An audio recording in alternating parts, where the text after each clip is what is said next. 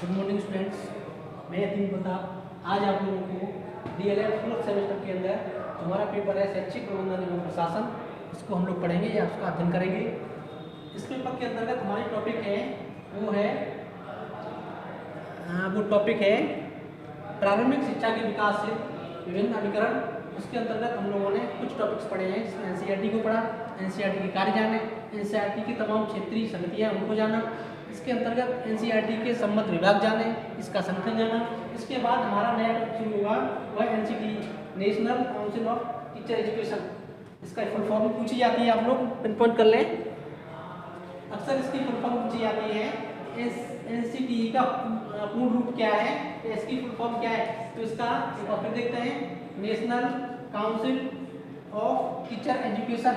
ठीक है, तो इसका हिंदी में जो मीनिंग होता है वो होता है राष्ट्रीय शिक्षक शिक्षा परिषद। ठीक है, यहाँ पर लिख देता हूं मैं, राष्ट्रीय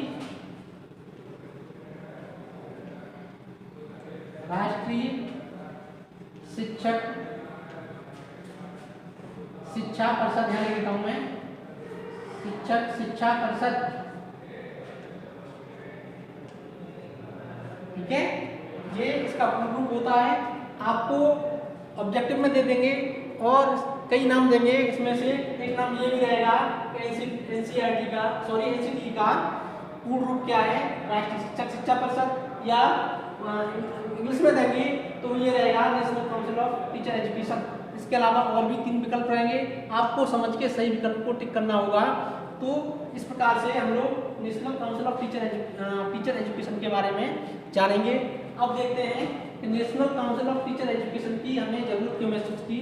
तो मैंने बताया था, राष्ट्रीय स्तर पर शिक्षा के समग्र विकास के लिए एक आयोग आया, उसका नाम था कोठारी कमीशन, और इसका जो गठन हुआ वो हुआ, इसके अध्यक्ष थे डॉक्टर दौलत सिंह कोठारी, और इसने शिक्षा में आमूलचूल परिवर्तन करने के लिए बहुत सारे सुझाव दिए, बहुत सारी सिफारिशें की।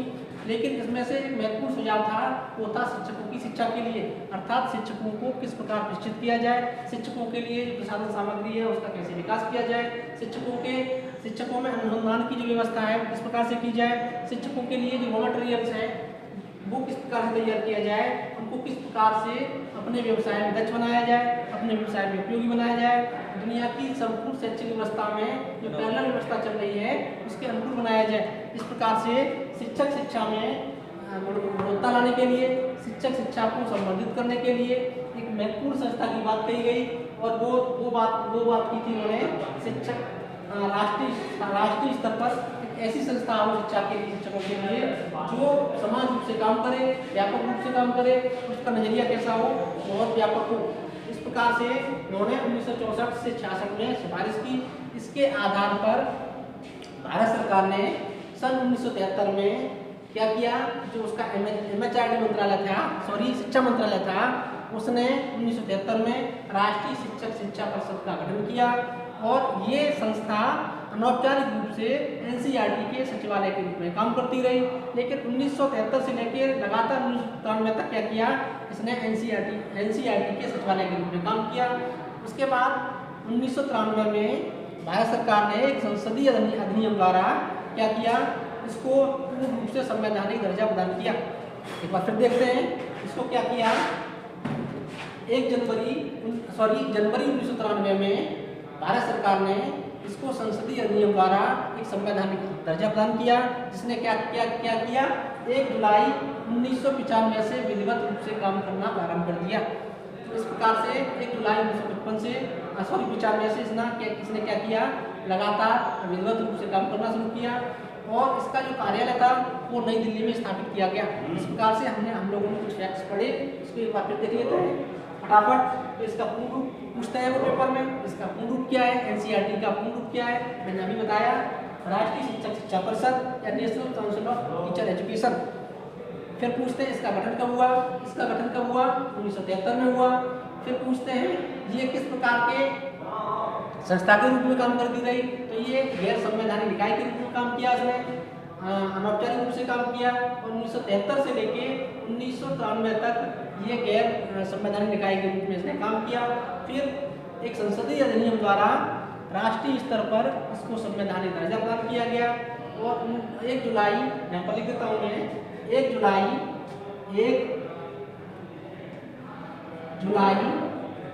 1995 से इसने क्या किया, विधिवत रूप से काम करना प्रारंभ किया। इसका मुख्यालय है वो कहाँ है, नई दिल्ली में है। इस प्रकार से एनसीईआरटी के बारे में हम लोगों ने बहुत सारी चीज़ जानी है। अब इसको आप चाहो तो नोट डाउन कर लो या इसका स्क्रीनशॉट ले लो।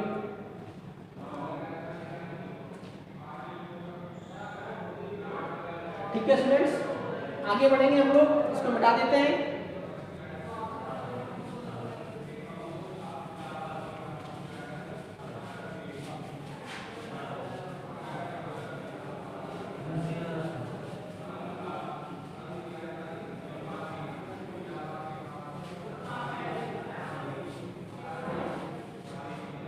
आगे देखेंगे एनसीटीई के क्षेत्रीय कार्यालय, एनसीटीई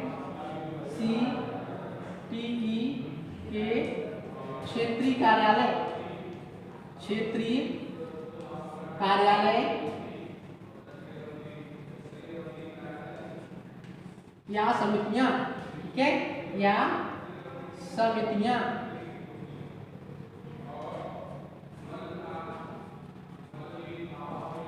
इसको देखेंगे, इसका मैंने मुख्यालय बताया था, इसका मुख्यालय कहाँ है, नई दिल्ली में है।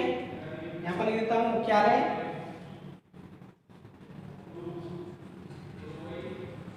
ठीक है। इसका मुख्यालय कहाँ है, नई दिल्ली में है, नई दिल्ली।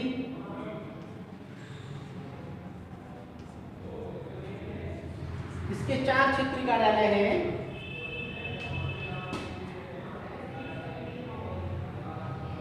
क्षेत्रीय संस्थान,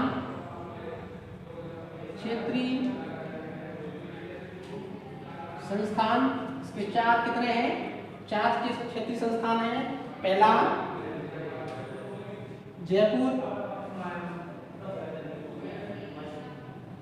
दूसरा भोपाल, तीसरा मैसूर,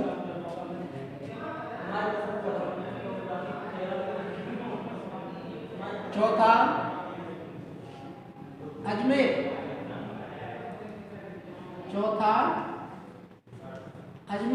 ये क्रम से कहां पर है, जयपुर राजस्थान में पड़ता है, राजस्थान, ठीक है।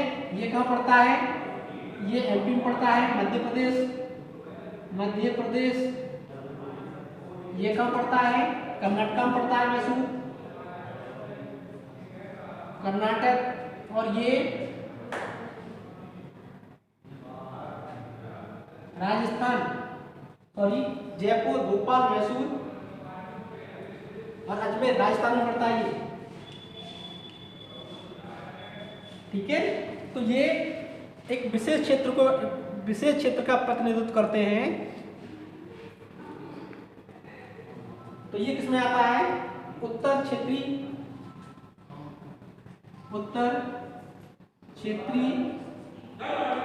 कार्यालय को प्रेजेंट करता है, ठीक है।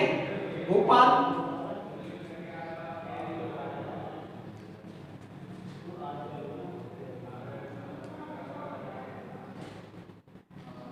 बेंगलोर, सॉरी यहां पर बेंगलोर होगा, चौथा बेंगलोर,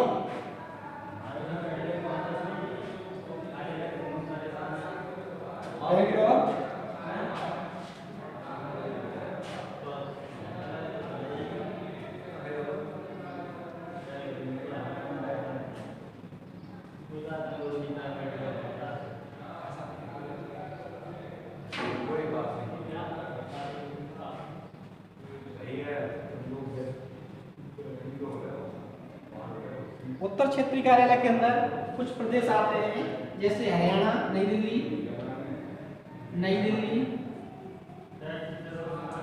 हरियाणा, पंजाब, चंडीगढ़, ठीक है। भोपाल के अंतर्गत जो क्षेत्र आते हैं वो है, इसको यहाँ पे लिख देता हूँ, भोपाल के अंतर्गत जो क्षेत्र, इस क्षेत्र के अंदर जो राज्य आते हैं वो है मध्य प्रदेश,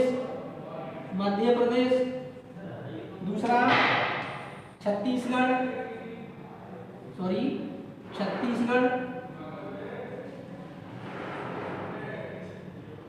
तीसरा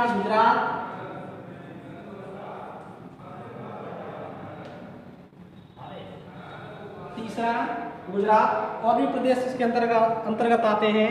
नेक्स्ट है पूर्वी क्षेत्रीय समिति।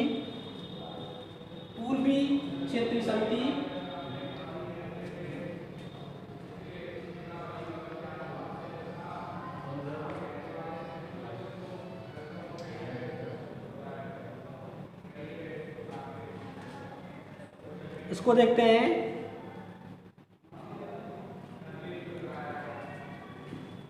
भुवनेश्वर की बात करते हैं यहाँ पर।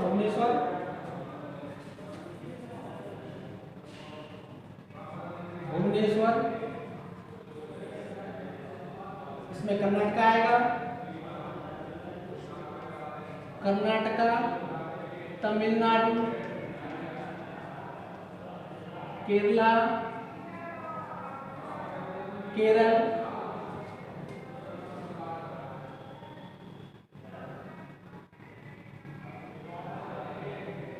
सॉरी एक बार फिर देख लेते हैं इसको, ये थोड़ा गलत हो गया। इसके अंतर्गत आएंगे पूर्वोत्तर के राज्य आते हैं।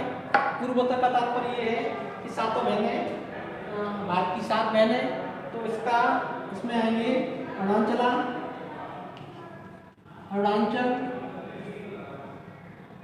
मेघालय, असम,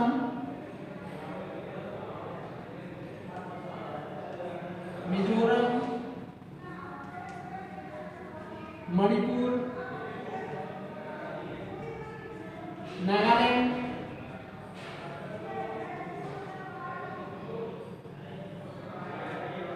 सिक्किम, कोलकाता और अंडमान निकोबार। ये प्रदेश इसके अंतर्गत आते हैं। नेक्स्ट देखते हैं मैसूर। भोपाल को देखते हैं, इसके अंतर्गत आते हैं गोवा,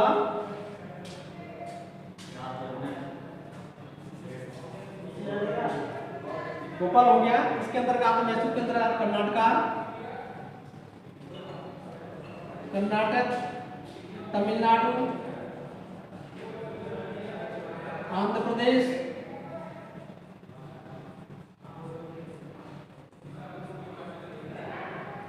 और नया राज्य बनाया इसे कटकर वो तमाम क्षेत्र इसके अंतर्गत आते हैं। इसलिए इस प्रकार कितने कार्यालय हैं? 4 कार्यालय हैं।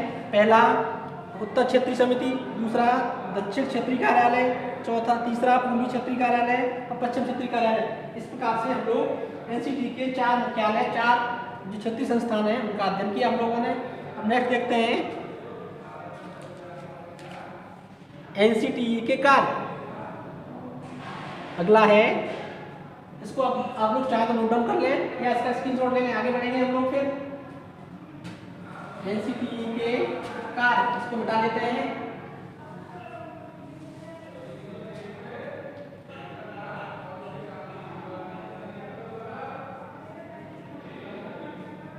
इसको मिटाएंगे फिर आगे बढ़ेंगे।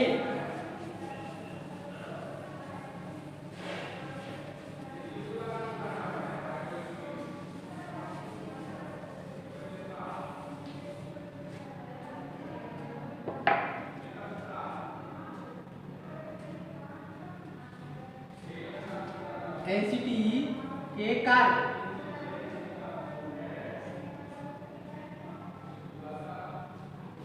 तो पहला तो है, इसमें हम लोग देखेंगे, पहला हम ऐसे बता देते हैं, 1 नंबर से आएगा। ये पहला कार्य है कि शिक्षा के क्षेत्र में विभिन्न पहलुओं से संबंधित जो शिक्षक होते हैं उनके कार्यों का विश्लेषण करना, उनके कार्यों की समीक्षा करना।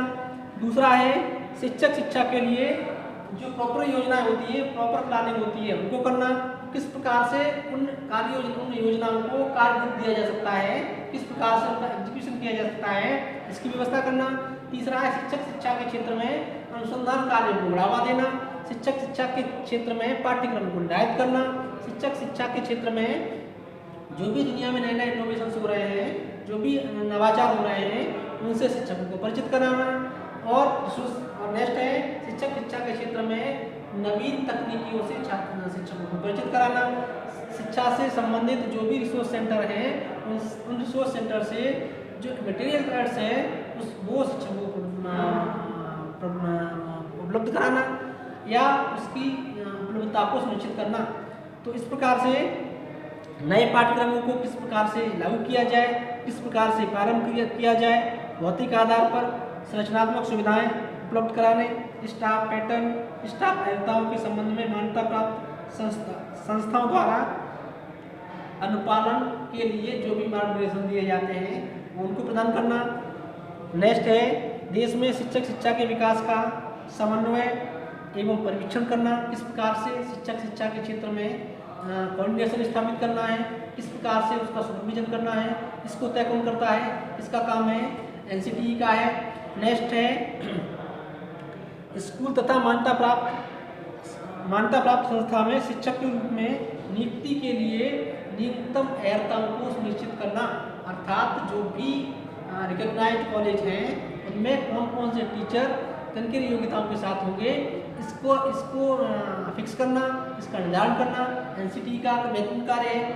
नेक्स्ट देखते हैं वो है मान्यता प्राप्त संस्थाओं द्वारा वसूल किए जाने वाले शिक्षा शुल्क का निर्धारण करना भी एनसीटीई का महत्वपूर्ण और परम दायित्व है, महत्वपूर्ण कार्य है।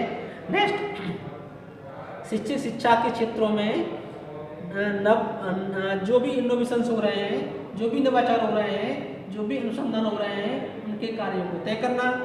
नेक्स्ट परिषद द्वारा निर्धारित मानकों, मार्गनिर्देशों तथा स्तरों की समय समय पर समीक्षा करना तथा मान्यता प्राप्त संस्थाओं की उपयुक्त सलाह लेना।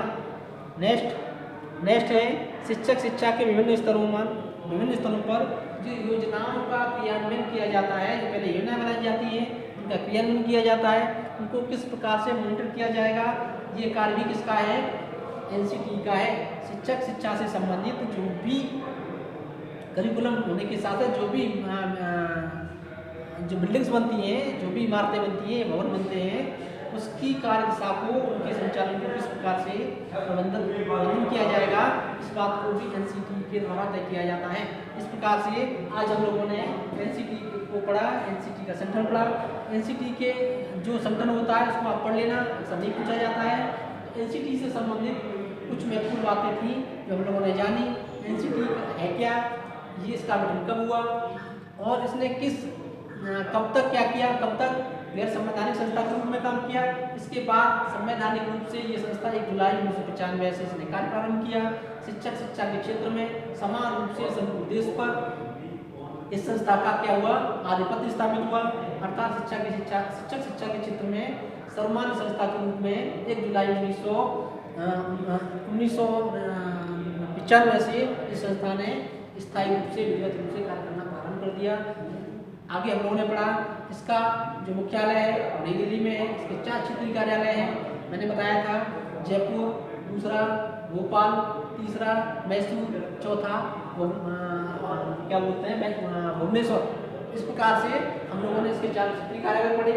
वो हमने क्षेत्र जाने कौन कौन से प्रदेश किस किस क्षेत्रीय समिति में आते हैं, क्षेत्रीय संस्थान के अंतर्गत आते हैं, वो हम लोगों ने जाना। उसके बाद इसके कार्य को जाना। आज के स्टेटमेंट में इतना ही। इससे संबंधित आप लोग कोई भी क्वेरीज करनी हो आप कमेंट सेक्शन में जाएं, यहाँ पर मैं इसका सॉल्यूशन दूंगा। धन्यवाद।